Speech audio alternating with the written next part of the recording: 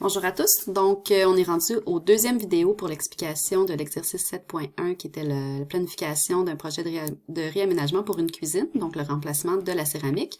On a vu dans le premier vidéo comment venir créer un tableau de façon assez simple avec une liste de tâches, avec des dates, un moment de début, une durée, tout ça. Et puis maintenant, on va voir comment créer avec ça un diagramme à barres. Donc, pour commencer, vous pouvez commencer tout de suite par sélectionner on va commencer par deux données. Donc, on va sélectionner les tâches et les dates. Puis, on va venir sélectionner ici toute la plage de notre tableau pour venir inclure toutes les données qu'on a. Par la suite, vous allez dans Insertion et vous devez venir sélectionner ici Insérer un histogramme ou un graphique à barres. Donc, vous avez différentes options. On peut les faire de façon verticale, comme ça ici. Vous pouvez mettre des petits effets en 3 dimensions, etc. Nous, ce qu'on veut, c'est un diagramme à barres très simple. On va prendre le type barre empilée. Et vous venez de le placer en dessous ici. Donc, ça vient de générer automatiquement un tableau. Vous pouvez voir qu'il est un peu trop petit. Là, pour si on veut voir un peu mieux, on peut venir étirer la zone et même l'agrandir un peu comme ça, pour avoir un peu plus d'espace. Et puis là, on a un diagramme qui vient de se créer. Ce qu'on voit ici, en fait, les barres bleues correspondent à nos dates. Donc, le tableau, ils l'ont commencé le 5 avril pour je sais pas trop quelle raison. C'est la plage du début de notre tableau. Puis, il se termine le 8 avril, qui est notre date ici de fin de travaux. Donc, la barre bleue, qui est en fait la dernière tâche et la plus longue, parce que c'est celle qui se termine le plus loin. Donc, c'est une information, pour l'instant, qu'on n'a pas besoin, mais c'est ça qui va nous permettre, en fait, qui va permettre que toutes les tâches se mettent sous la bonne journée quand on va les rajouter. Donc, voilà. Maintenant, il faut rajouter de l'information à notre tableau.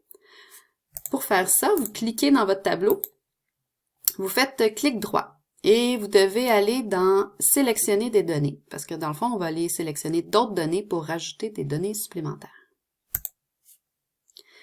Et là, il y a cette fenêtre-là qui vient de s'ouvrir. À partir de cette fenêtre-là, on peut cliquer ici sur « Ajouter ». Et là, il y a une autre fenêtre qui vient de s'ouvrir. On doit donc, ce qu'on veut faire, c'est venir ajouter des données supplémentaires. Donc, la première donnée qu'on veut ajouter, c'est l'heure du début, le début de chaque tâche. Alors, le nom de cette série-là, on va l'appeler « Début ».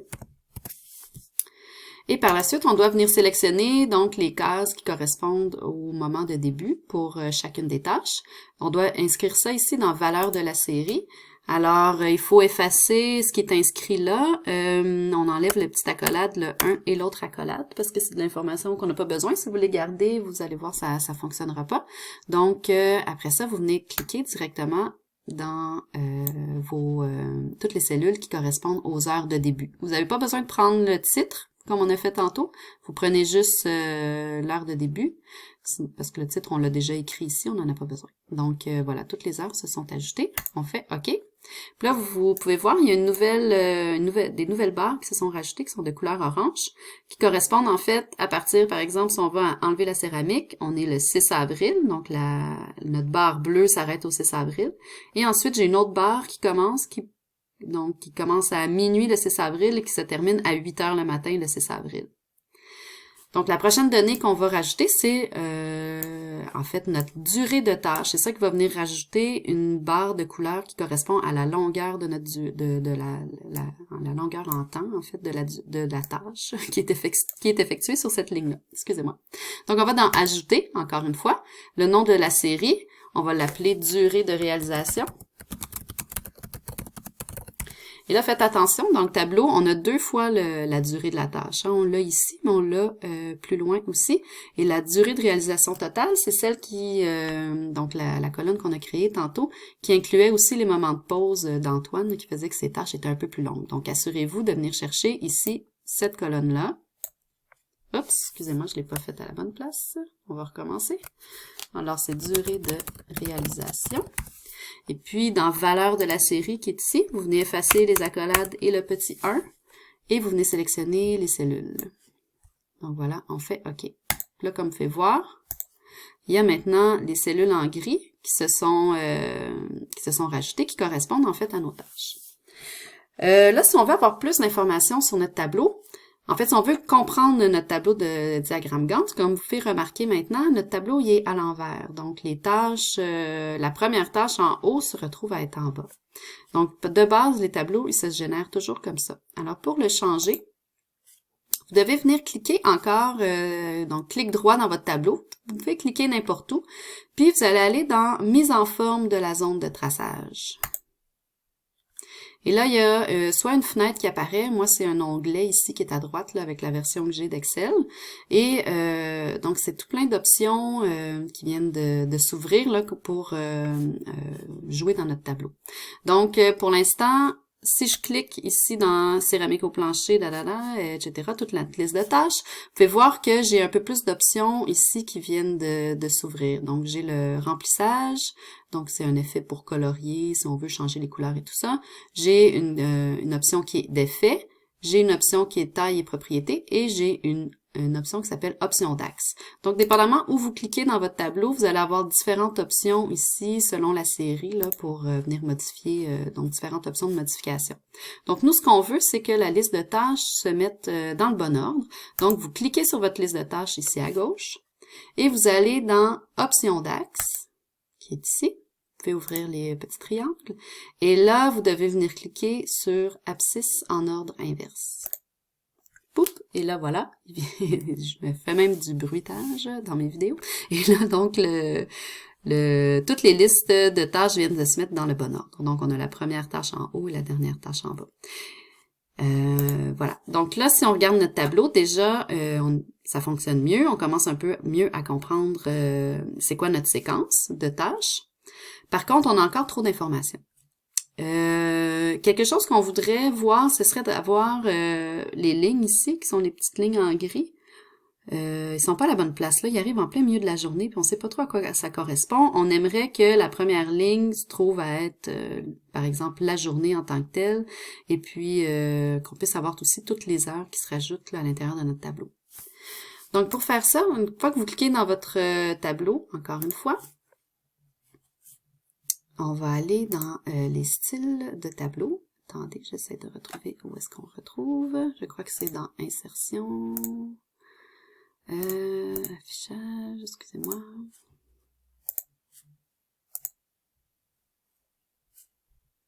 Oui, excusez-moi, je cherchais un peu où aller et voilà, je l'ai retrouvé. Donc, si vous faites clic droit, encore une fois, pardon, pas si vous faites clic droit, mais quand vous cliquez dans votre tableau, il y a ici des petits onglets qui se rajoutent. Éléments de graphisme, style du graphisme, puis vous avez aussi filtre du graphisme. Donc, vous allez cliquer sur le petit pinceau ici, qui ouvre des options de style pour votre tableau.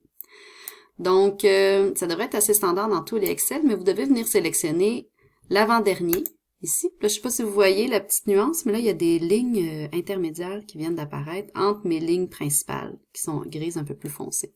Sauf que pour l'instant, ces lignes-là, ils apparaissent pas encore à la bonne place. Donc, on va les modifier.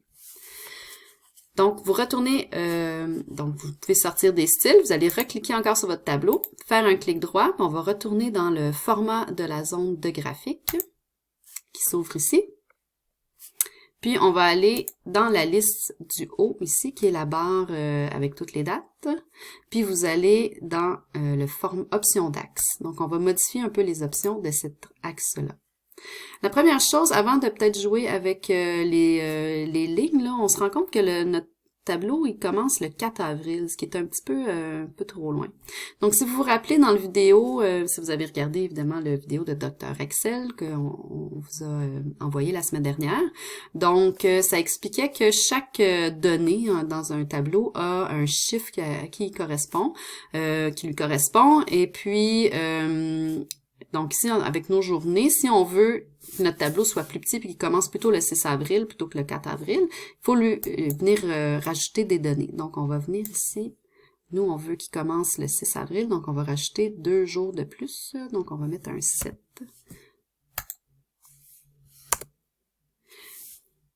C'est peut-être un peu trop.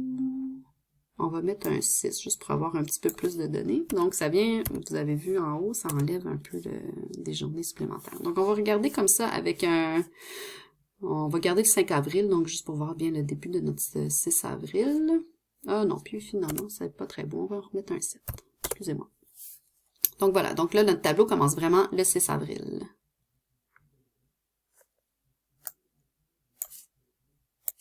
Oui, donc, excusez-moi, je reviens. Donc, je vais enlever le point 5 aussi. Donc voilà, alors là, on commence vraiment au 6 avril, plutôt qu'à la moitié de la journée, là, sinon on voyait pas ma tâche comme il faut. Donc voilà, fait que je suis venue ici changer un peu ce qu'il y avait dans cet axe-là ici, parce que on commençait trop tôt dans les journées. Et puis maintenant, on arrive avec les unités. Des axes ici. Donc, ce sont les axes principaux et secondaires.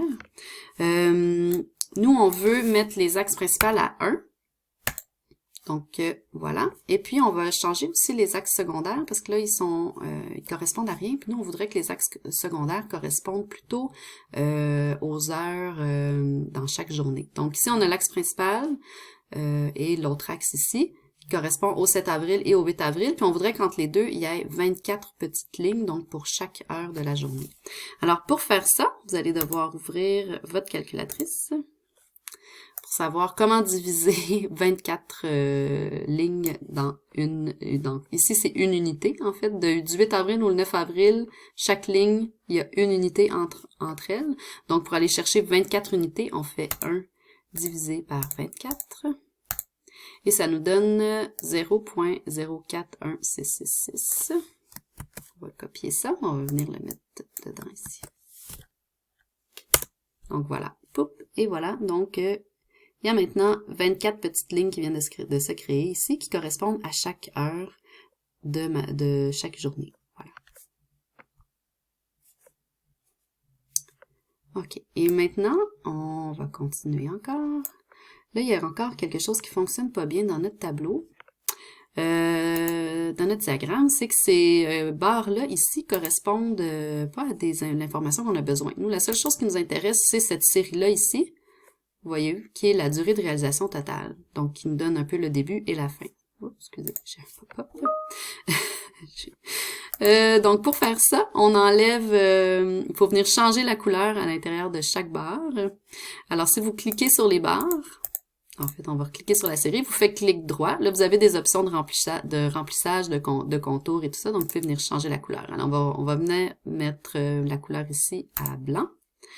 Et même chose ici, on va mettre couleur blanc pour le bleu. Et là, voilà, tout ce qu'on voit, c'est nos tâches qui sont en gris et toute la série. Et voilà, donc pour la suite, je vais arrêter cette vidéo-là ici. Puis pour la suite, je vais vous faire un troisième vidéo. Dans le fond, on a un graphique ici qui est quand même satisfaisant. Là. Donc, nos barres sont à la bonne place. Si on regarde bien chaque heure, on est capable de suivre notre projet. Mais on va venir rajouter d'autres informations. Puis pour faire ça, on va venir rajouter un peu de coloriage et de dessin dans notre tableau. Je vais vous montrer ça dans une troisième vidéo. Merci.